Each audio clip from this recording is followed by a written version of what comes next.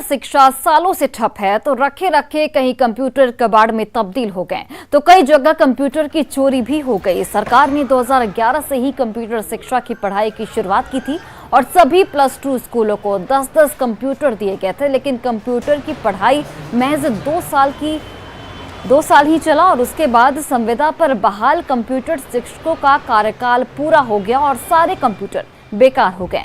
पटना के केदार संत girls high school का जायजा लिया हमारे सहयोगी रजनीश कुमार ने।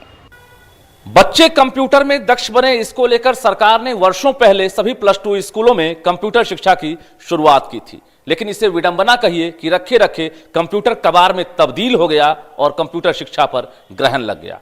राजधानी पटना के केदार संत गर्ल्स हाई स्कूल की भी तस्वीर कुछ ऐसी ही है, जहां पर 10 कंप्यूटर दिए गए थे। 2012 में इसकी शुरुआत हुई थी और एक अच्छा लैब भी तैयार कराया गया था, लेकिन जरा देखिए कि कंप्यूटर की क्या हालत है। जरा हम कंप्यूटर की तरफ आपको लिए चलते हैं कि किस तरह से कंप्यूटर पर धूल जमी हुई है और ये अब कामयाब नहीं है, कारगर नहीं है। तो एक बार आप भी देख लीजिए कि धूल किस तरह से यहाँ पर जमी हुई है। तो जरा HM है यहाँ के, उनसे ही बात करेंगे, टीचर है उनसे ही बात करेंगे कि आखिर इसके जिम्मेवार कौन। जी, कंप्यूटर टीचर नहीं रहने के कारण बच्चों की पढ़ाई तो बाधित हुई ही, कंप्यूटर संचालन करने वाला कोई शिक्षक ही नहीं रहे तो लाचारन कंप्यूटर बंद कर दिया गया। कंप्यूटर आपके यहाँ? लगभग 10 कंप्यूटर आया होगा, उसमें और चोरी हो गई है। चोरी हो गई तो क्या मतलब अंदर से चोरी हो गई? हाँ, ताला तोड़कर चुरा लिया गया। क्या कहेंगे, शिक्षक हैं आप और ये लैब की दुर्दशा देखकर क्या लग रहा है?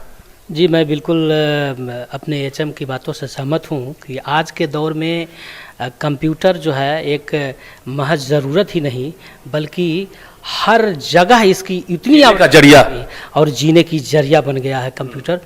और मैं समझता हूं कि इस तकनीकी भरे युग में कंप्यूटर एक साथों साथ चलने वाली एक उपकरण के स्थान लेने के योग्य है।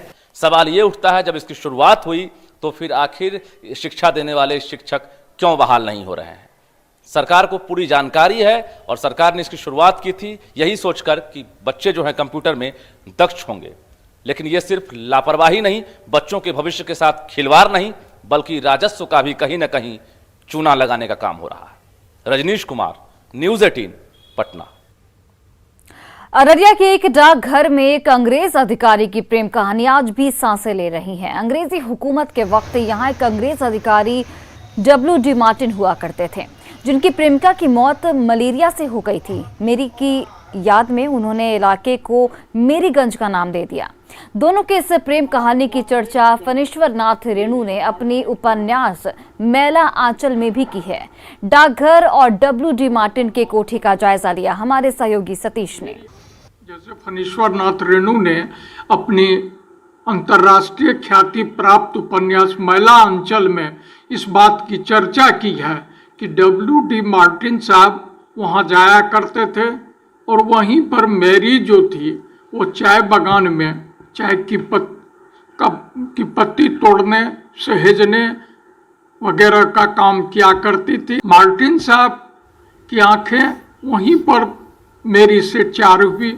उसके इलाज के लिए जो W.D. मार्टिन है नीला साहब, वो पूर्णिया जाते हैं अपने घोड़े से और जब तक डॉक्टर को यहाँ पर लाते हैं तब तक उस मैरी की मौत हो चुकी थी। तो उसी के याद में इस डाकघर का नाम उन्होंने मेरीगंज रखा था। हालांकि बाद में जो है कालांतर में वह जो है रानीगंज कहा जाने लगा, क्योंकि इस इलाके में रानी इंद्रावती का प्रभाव काफ़ी ज़्यादा था।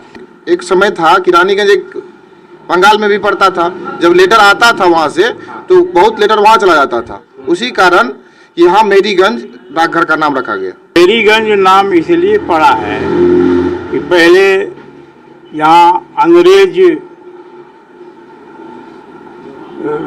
लोग रहते थे और अंग्रेज की ही पत्नी थी मैरी, और उसी मैरी के जब उसका देहांत हो गया तो उसके यादगार के लिए मैरी के नाम पर ही यहाँ का नाम मेरीगंज पड़ा। इस तरीके से इस डाकघर के बहाने जो है अररिया के लोग आज भी मैरी को याद कर रहे हैं। WD मार्टिन और मैरी की जो प्रेम कहानी है, इस डाकघर के बहाने आज भी इस इलाके में सांसें ले रही है। सतीश कुमार, न्यूज़ 18, रानीगंज, अररिया। शहर की चकाचौंध में लोग अपनी परंपरा को भूलते जा रहे हैं। ऐसे में रांची का अजम एम्बा एक ऐसा रेस्टोरेंट है जहां न केवल झारखंड के स्वादिष्ट पारंपरिक भोजन परोसे जाते हैं, बल्कि संस्कृति के संरक्षण का भी ध्यान रखा जाता है। इस रेस्टोरेंट की संचालिका जल, जंगल और जमीन के संरक्षण के लिए पिछले 20 सालों से काम कर रही हैं। इस रिपोर्ट को देखिए।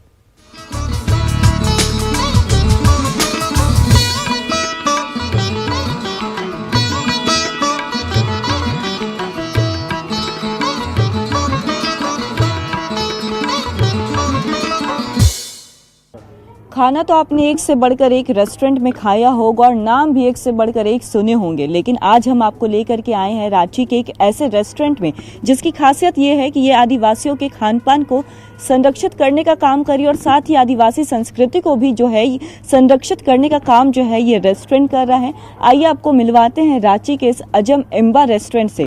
मिट्टी के चूल्हों पर मिट्टी के बर्तन में पक रहा ये झारखंडी खाना खास है। झारखंडी खाने की महक और खुशबू दूर तक फैल रही है। अजम एम्बा झारखंड का पहला ऐसा रेस्टोरेंट है जहां झारखंडी व्यंजन अपनी परंपरा को कायम रखते हुए परोसा जाता है। एक ऐसा रेस्टोरेंट जहां पर आपको दिखावे की चीजें देखने को नहीं मिलेंगी। अगर मिलेगा तो हमारे पूर्वजों द्वारा इस्तेमाल किए जाने वाले उपकरणों और उन बर्तनों से बनाए जा रहे व्यंजन।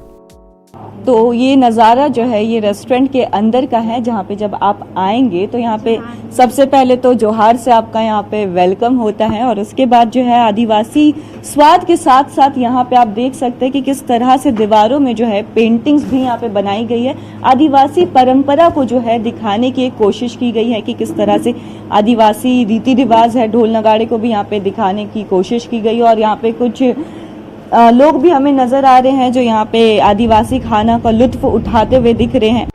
इस रेस्टोरेंट की एक खासियत ये भी है कि अगर आप यहाँ खाना खाने आ रहे हैं तो आपको आदिवासी स्वाद के साथ साथ दीवारों पर पेंटिंग के जरिए आदिवासी रहन सहन के बारे में बताया जा रहा है। ये रेस्टोरेंट व्यवसाय के साथ साथ अपनी संस्कृति को भी संरक्षित करने का काम कर रहा है। किसी आदिवासी के गांव में जाएंगे, उनके घर में जाएंगे तो इस तरह की पेंटिंग्स जो है आपको जरूर नजर आएगी। दीवारों में इस तरह के पेंटिंग्स वो बनाते हैं। मैम से ही पूछेंगे, मैम ये क्या पेंटिंग है और कहाँ से आइडिया आया कि आपको इस तरह से अपने परंपरा को दिखाना है? हमारा ये जो आप पीछे जो चित्रकारी देख रहे हैं ये सोहराई है, जो कि ये सोहराई आर्ट है। हमारे जितने भी पारंपरिक रूप से यदि आदिवासियों में तो ये ऐसा करके लीप के बनाया जाता है इस तरीके से, और ऊपर का ये संथाल लोगों का ये डिजाइन है। रेस्टोरेंट की इसी विशेषता के कारण लोग सुदूर इलाके से झारखंडी खाने का आनंद लेने आते हैं। स्टील और बोन चाइना की प्लेट में खाने वाले सखुआ के पत्ते पर खाना खाने के लिए यहाँ का रुख कर रहे हैं।